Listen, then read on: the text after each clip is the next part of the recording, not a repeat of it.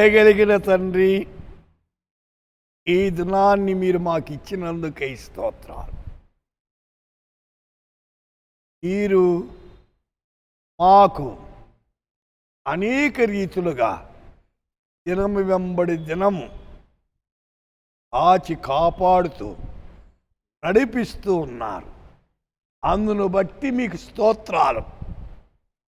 ఈ దినము ఆదికాండం 28వ అధ్యాయం 15వ వచనములో, నీ వెళ్ళు ప్రతి స్థలమందు నిన్ను కాపాడును. I am with thee and will keep thee in all places. मैं तेरे संग रहूंगा और जहाँ कहीं तू. ప్రభువు మనల్ని కాపాడాలండి. ఎప్పుడు, ఎక్కడ? ప్రతిరోజు, ప్రతి స్థలములో కూడా ఆయన కాపుదల మనకు అవసరం. ఆదికాండం 28:20 ఉంటాడు, యాకోబు, నేను తిరిగి నా తండ్రి ఇంటికి క్షేమంగా వచ్చినట్లు దేవుడు నాకు తోడై ఉండి నేను వెళ్ళుతున్న ఈ మార్గం నన్ను కాపాడి.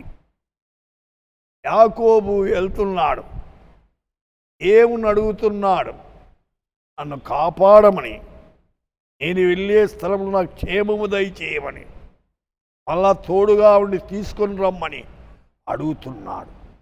మనము కూడా ప్రయాణాలు చేస్తున్నప్పుడు దేవుని అడగాల. ప్రయాణం చేస్తున్నాను ప్రభువా, పలానా స్థలానికి వెళ్తున్నాను, ఏ కీడు లేకుండా కాపాడండి, క్షేమంగా తీసుకొని రండి అని అడగాలి.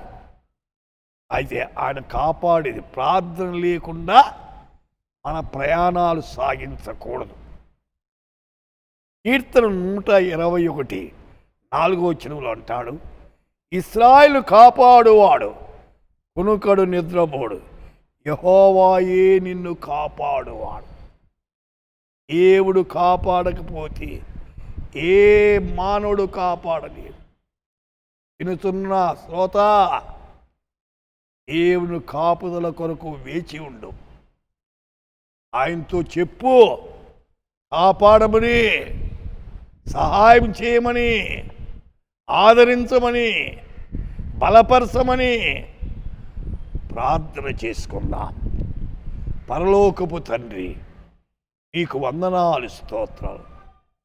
వినుతున్న వారంతా ఈ కాపుదల కొరకు కనిపెట్టి ఈ కాపుదలను పొంది ఈ నామాన్ని ఘనపరిచేదానికి కృపదయ చేయమని, బిడ్డల అక్కర్లన్నీ కృపలో తీర్చమని యేసు నామమున ప్రార్థిస్తున్నాము తండ్రి. ఆమేన్.